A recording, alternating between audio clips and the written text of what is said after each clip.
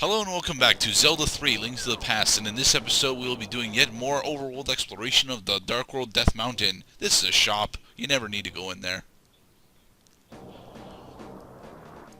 Location, location, location. Yeah. A majority of the shops in this game, honestly, are in pretty shitty locations. I mean, several of them are useful, but Situational locations, I would say. not situational, to be perfectly honest, because once you have both the hook shot and actually once you have the hook shot, you can get any of the shops in the game. But yeah, they're not really situational. They're more or less, this is a shop that you can use if you want to, but you will never want to because they don't stock panaceas. And you can always go back to the light world to restock up on bombs. So.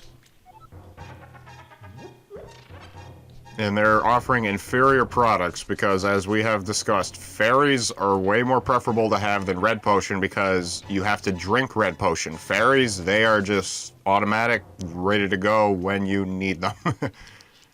Yes and no. To be perfectly honest, red potion is actually more powerful than fairies, so if you're skilled, red potion is better, but I am not skilled, so no, I don't bother with red potion this run. I have solved this puzzle twice now on screen. I don't need to solve it again. It's okay, Gerdat. This is a confusing area of the game. You will be lost while watching molten chocolate flow from these rocks. I would not actually use the term confusing to decide the dark side of Death Mountain. Especially since, a majority of it is just, this cave system.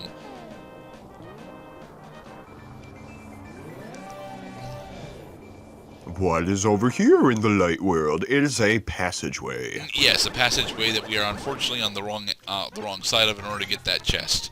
Mind you, I think that chest is either a piece of heart or yet more rupees, meaning that we don't really need to grab it because we still have capped out rupees. I need to go spend my rupees, and I don't know why I haven't done it yet. Oh, thank God! I thought you were trapped for a second. No. Quite thankfully, you can never get trapped on a portal. You get intangibility frames when you come into the light world. Precisely. Unfortunately, it will not save you from electric jellyfish because Master Sword conducts electricity. Which is why we stabbed him with the hook shot. Because hookshot, although also metal, does not transmit an electrical current for reasons. Mostly because the handle of the hookshot is wooden. This fairy cave is actually very important for a Turtle Rock, but it's not important for us until we actually start doing Turtle Rock, which won't be for quite some time. Well, how many... We know we need the Cane of Samaria to do Turtle Rock. Are there any other dungeon items that we need to get before we can complete it? Right now, no. We actually... Cane of Samaria is the only thing that we need in order to start and complete Turtle Rock right now. I don't want to start and complete Turtle Rock right now, but that's mostly because Turtle Rock is, the dungeon that has the most chance of killing you with its stupid puzzle. There is exactly one puzzle in Turtle Rock that is stupid, and we dislike it a lot because of how stupid it is. The consensus is that it is very subpar in intelligence. Yes. Almost mockingly subpar. Okay, so while we are on a jaunty hike, how's Gerdat doing? Gerdat for the most part is alright. I mean, there was a major lore retcon for Star Wars that came out in this past week, and I kind of want to talk about it because I find it to be very, very stupid and actually harmful for the overall canon of Star Wars. So is that what you texted me this morning? Is that Vivi's death was canon? No, Vivi's death. I was mentioning that because the Rabtoons posted the Final Fantasy IX in a Final Fantasy IX in a nutshell animated parody today, and I watched that, and it was somewhat funny, even though I've not actually played Final Fantasy IX. Resources. As long as you understand that, like, when the audience has to be the judge of whether this character should have died, as though they had some agency of authorship, I totally get that feeling. And this is mostly a bunch of rupees. No, stop. We must Money. open all the chests, Waste. Cloud. Opportunity cost.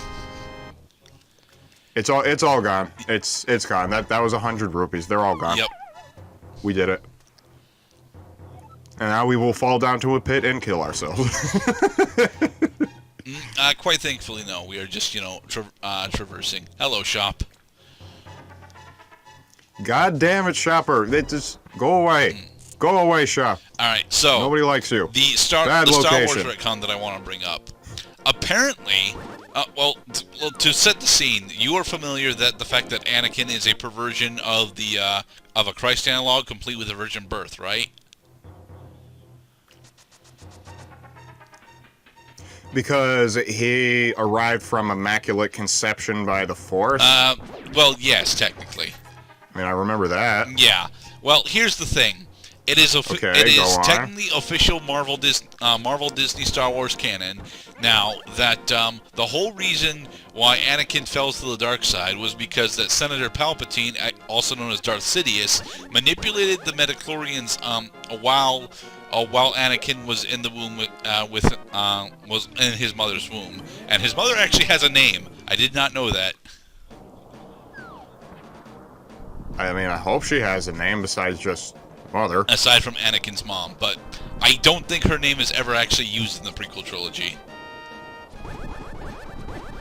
Okay, so you're telling me that Emperor Palpatine had this whole fucking thing figured out even before it started. He detected Anakin by the power of the Force. He, like, psychically got Anakin's mother pregnant.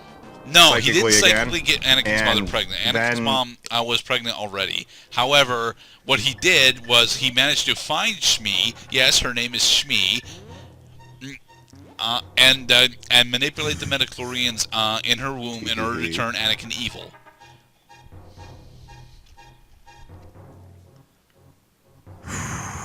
Star Wars is They stupid. need to make at least, like, one or two.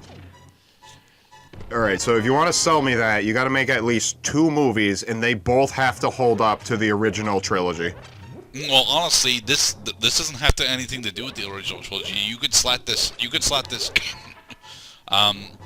You could slap this in, and it fits just fine. At least when it comes to the timeline. But the issue that I have with it specifically is that at this point, well, Darth Sidious is the only Sith Lord that's actually around, because he did this after he killed Plagueis. So why did he do this? But who was Plagueis? Plagueis was Sidious's master. You recall during Revenge of the Sith when Palpatine and Anakin are at the Opera House? Yes. Well, the story the story that Senator Palpatine tells Anakin is almost exactly how Senator Palpatine came to be, as he was the apprentice of Darth Plagueis.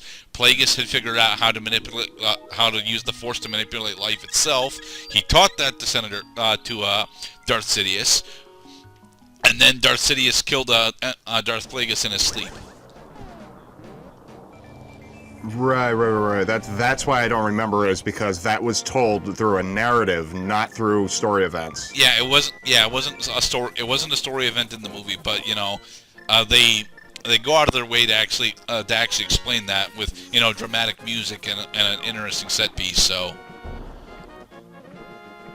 Well, I mean, everybody's got to have an origin. We know Anakin's really unlikely origin. We know Palpatine's probably bullshit origin because he cannot be trusted.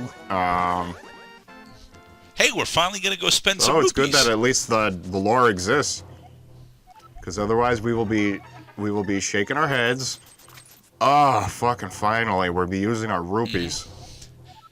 Well, there's great luck, and now... Great luck. Very great. Yep, jump cut. Super luck. And behold, I have maxed out Go bombs. from great luck to what the fuck? And... 50. And now I have maxed out arrows as well. Booyah! 70 arrows. That's a lifetime supply of arrows. Yeah, and I will never use all of them. Actually, 10 is a lifetime supply. Also, this part, we got the Cane of Birna through the Spike Cave, which you need well, you don't actually need That's right. the magic cape to get that. You can tank it through with fairies in a bottle, but, you know, I prefer to have the magic cape to get the Cane of Birna.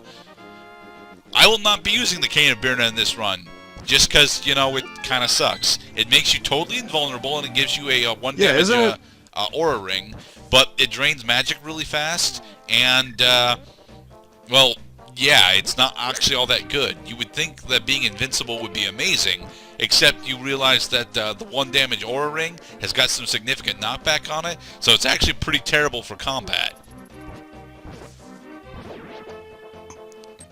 Yeah, I remember the Cane of Birna being not really at all important. It is an optional item, because you had to go into a freaking convoluted cave system just to dig it out, and, well, we still got the Cane of Samaria. Link has guaranteed motility support when he arrives at the age of his uncle. Actually, his uncle's like 40 at most. Hey man, those blacksmiths age fast. Yeah, blacksmiths do age very quickly, but here's the thing. For Link to the Past specifically, I believe you'll find that Link is technically only 14.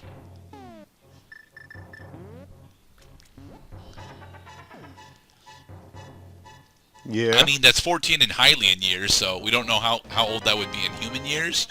But, you know... No, I thought by him being Hylian, he is human. Technically, but he still has the elf ears. And not only does he have the elf ears, the Hylian culture is drastically different than a majority of human culture. Mostly because of the ever-presence of magic. Oh. Link to the Past, I mean, it offers an origin story for Link that his parents were probably Hylian knights who fell in defense of Hyrule. It wasn't until Ocarina of Time they raised attention to, like, more intimate details of a human of a life form, which is, well, longevity. Here are the Kokiri, who never age and look like children all the time, and here's little boy Link, who's growing up before everybody's eyes, and nobody understands why. It's because someday he's going to die. And in Ocarina of Time, he will die a lot. Not because Ocarina of Time is hard, but that's because that's how the timeline gets splintered.